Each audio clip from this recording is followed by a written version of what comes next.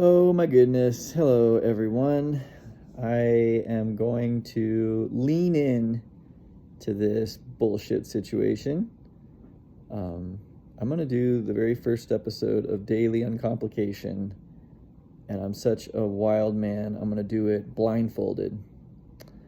I actually got a corneal abrasion 2 days ago, just walking down the street going to meet Derek for lunch. I had a frickin' glass tumbleweed the size of a flying saucer hit me in the eyeball and throw my whole week out of alignment. It was actually probably just a particle of dust, but the effect was the same. I have a scratch on my eyeball. I can't read. I can't drive. And it has been kind of a shit show because today is my big day that I've had on my calendar for 2 months. Today is my art opening where I'm going to have my art up on the walls. And I had so much that I wanted to do over the last 2 days, and I have not been able to do it. And at first I was like really upset because I've been doing this Artist's Way book, which kind of forces you to see meaning in places that normally I'm not really looking for meaning. But there's this concept, and it's part of what I wanted to share today. And I can't read the book, so I can't tell you the name of this exactly. I believe it's Yiddish, but there's a word for these unfortunate occurrences that happen when we are not true to ourselves. And the examples that it gives in the book are like when you work a 60-hour week and then as soon as you cross the finish line, you get the flu.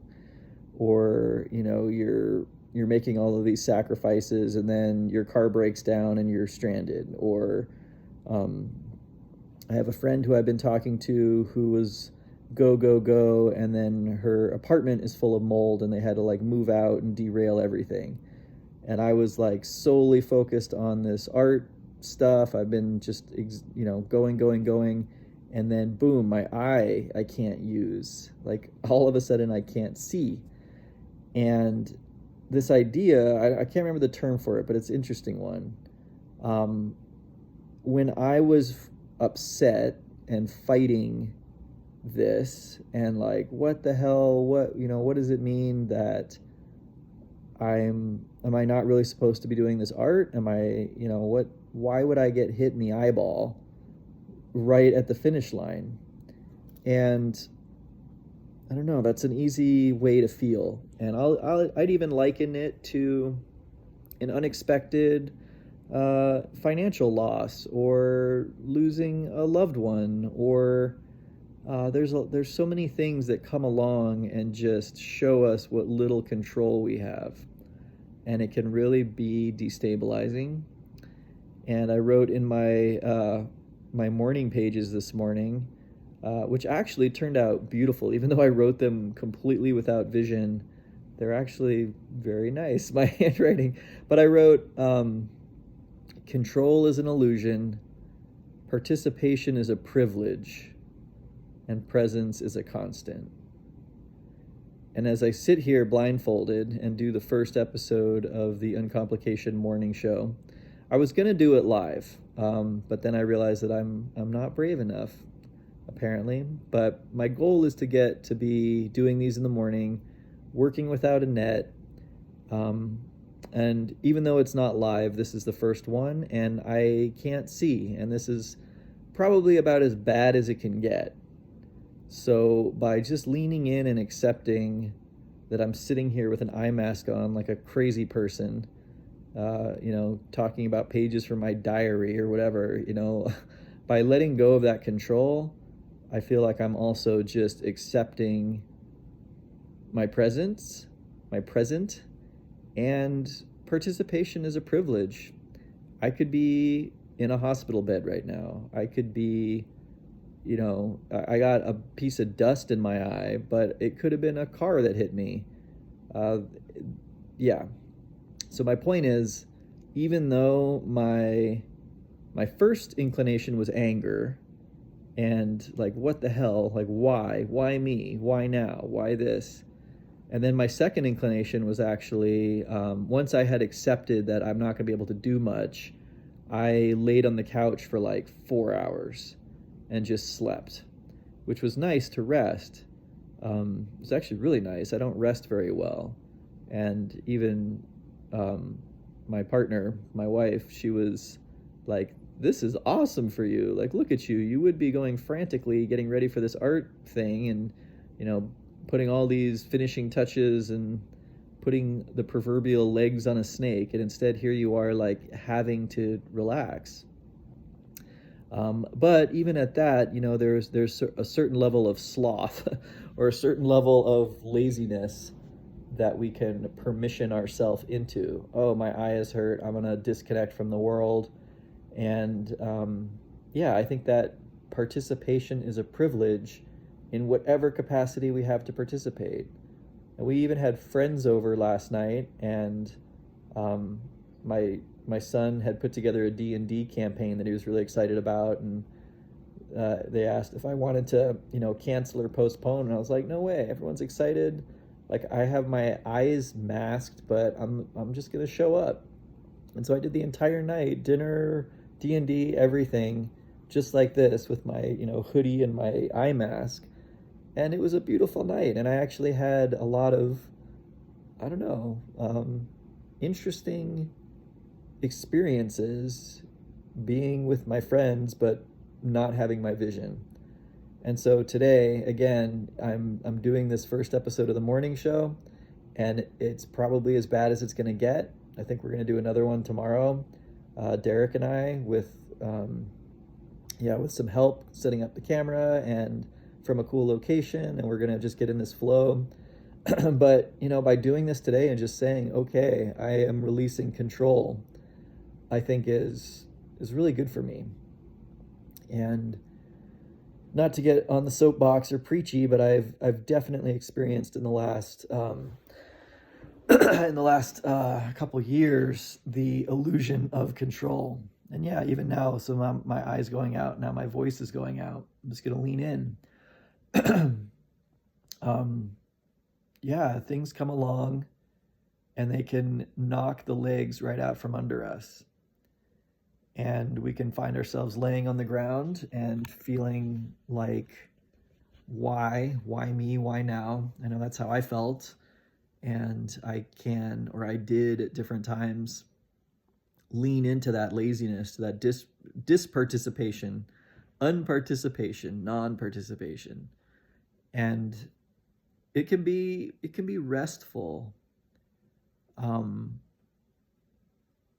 But on a long enough timeline, that engagement is a privilege. It's the privilege of our lives.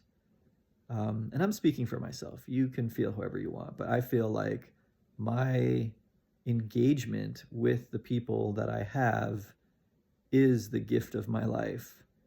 And even though today is my big day and I'm in a debilitated state, I am going to ask for help. I am going to get it done. I am going to let go of the parts that I can't control, and I'm going to see what happens. And I just wanted to share that. There's a couple other thoughts that I wanted to share.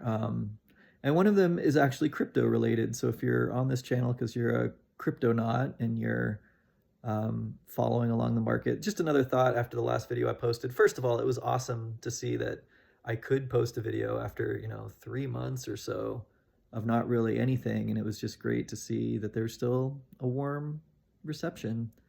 That makes me feel really good. And it makes me brave to do stuff like this. So I know that there are a lot of people that are still on the crypto roller coaster. And I've had some people reach out to me kind of privately and just say that they're in a really difficult situation. I don't mean to, be so cavalier as to not recognize that with the turmoil that is happening with FTX and Celsius before that and Luna before that and all these things, like a lot of damage has been done to individuals and individual yeah, livelihoods, self-images, relationships. And so I just want to acknowledge that. And while that's not my personal direct experience right now, so I am kind of more zoomed out, I am kind of more just cavalier, it is worth underlining that this, I think, for quite a few people is a very challenging time. And especially when many of us had so much, um, yeah, we had bought in. We had bought into the narrative. We believed that this was a future, a better option. We knew how smart we were and how dumb everyone was for sticking with the old financial systems, yada, yada, yada. So it's doubly crushing, is my point. Because not only is it a financial hit, it's also seeing hope drain away. And so I wanted to address that point because, I was extremely bitter for a good period of time. I was so pissed off at this market. I saw vividly how much it's just driven by the voices and the narrative, and it really sucks people in and gets them to do the worst thing. Everyone is being preyed on, but because of that, even the ones that think they're smart and think that they're the predators, they're being preyed on too. So it's a difficult space. And yeah, so okay, I wanted to just continue the conversation that I was having in my last video where, just super simply putting up the BLX, the Brave New Coin Liquid Index, which is, I believe, the longest data set for Bitcoin. So it goes all the way back to, the early days. And I like to look at that on the logarithmic scale, where you see not the hockey stick curve of looking at it on a normal scale, but the logarithmic scale shows how there is happening a kind of diminishing return. And it just shows the percentage increases. So it kind of removes the price and it shows the structure. And some of the things that are happening right now, for example, we have gone below the previous all-time high from the last market cycle. That's never happened before. But when you look at it on the logarithmic chart, because it is flattening, we are kind of coming to this plateau where new structure is predicted. And one of those new structures is to go below the previous all-time high. Because, in the beginning of that curve, and I should go this way backwards, I think, unless my selfie is like reversing it. But, in the original kind of first few market cycle tops, because it was such a huge exponential gain, it was almost going straight up. And so, yeah, the highs were put in, and then it would come down to a low, and then it would go up to a new high, and it would never come down below that previous market cycle top. Now that we're on this plateau and we are seeing diminishing returns, it's not a bad thing. I think it's actually a good thing. I think it is the stability. I think it is institutions, larger holders, this game played in the way that markets are, has kind of flattened those returns. So we're not likely to see another, 10,000% growth in Bitcoin. But we're still seeing up and to the right movement, I believe. My point is, on that plateau, we come back down and we start going below previous market cycle tops. It's just the nature of that curve. And so I think it's interesting that if you look at the stock to flow model, for example, which is a very optimistic model, it's very linear, it's using as its basis or its thesis that a scarce asset over time gets more desirable. And it was a model that was created during those first couple market cycle peaks, where it was this just exponential rocket ship. And so that model just extrapolates that part of the curve out. And now we're seeing the deviance. And if you look at the deviance in the model, it is more consistent with a logarithmic regression and that kind of plateauing. So we're seeing that model break because it was modeling straight up growth and it wasn't taking into account this tapering.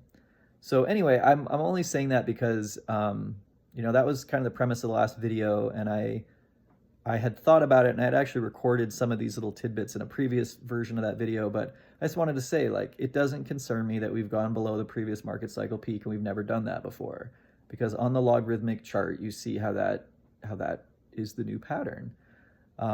And I think that my biggest premise here that I'm trying to share is that when things are in a range where the smart operators are selling, it's a distribution, it's a peak. We're at $60,000 and they're trying to get people to buy this highly marked up commodity at astronomical prices. That the way to do that is through story.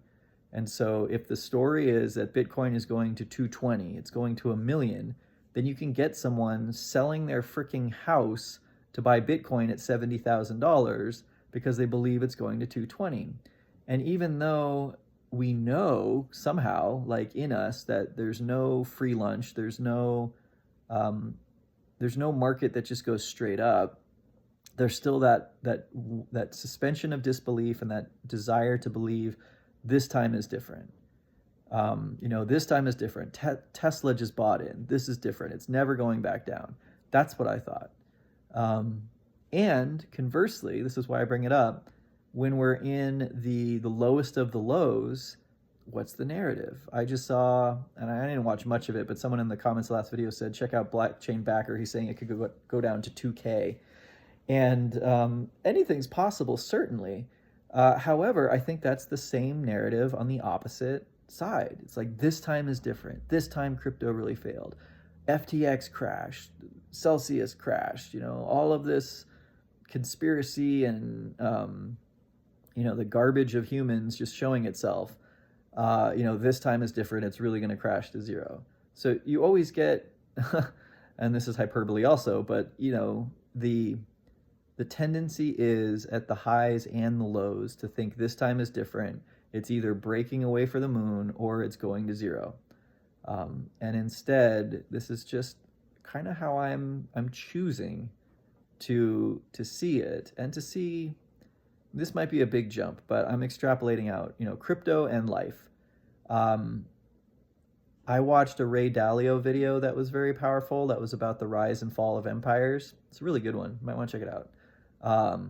And in that, it's like, holy cow, like we might be, as the United States where I live, this is what the downward spiral looks like, with the inflation and the infighting and the bipartisan politics and the populist leadership and yada, yada, yada.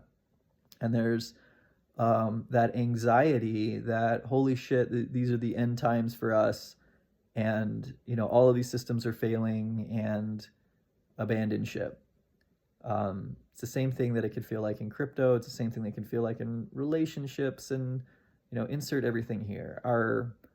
Our human tendency to do these mental gymnastics and extrapolate things to their worst or their best case scenario rather than just being in the present, I think is a recipe for perpetual frustration. And with that Ray Dalio video, that might be the trend. We might be headed for more difficult times, more economic strife, more political upheaval, this, that, and the other. However, this is big for me. However, right now in this moment, I am blind, but I am warm, and I am fed, and I am loved, and I am in participation and present with my people. And I can be really bent out of shape about the state of crypto, the world, this, that, and the other. Or I can lean into today, in whatever state I'm in, which might include recording videos, talking to myself blindfolded on a couch. But that's my privilege to participate. So, I don't know. I wanted to just pop the proverbial cherry on this daily Uncomplication. It is my intent to come on in the mornings and just give a flow of thought. And it won't always just be me. I'm very excited to introduce you all to Derek.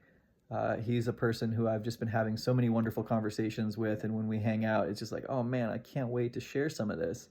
I think it gets to the heart of a lot of our cultural craziness of trying to improve ourselves. And yeah, so I'm excited to bring those conversations to you. Anything else? I think that's it. Wish me luck. I'm gonna find a way, even in my state, to get this art in frames, to Mugs Coffee Lounge, up on the walls. My prints haven't arrived yet. There's a whole bunch of stuff that is not what my expectation was, not what my desire was for this moment in time. But I'm gonna have art on the wall tonight, in whatever form that takes, and it doesn't have to be perfect. It's not a sprint, it's a marathon, and I am pacing myself. And yeah, anyway, love and rockets, and I will talk to you all soon. Cheers. Where's the button?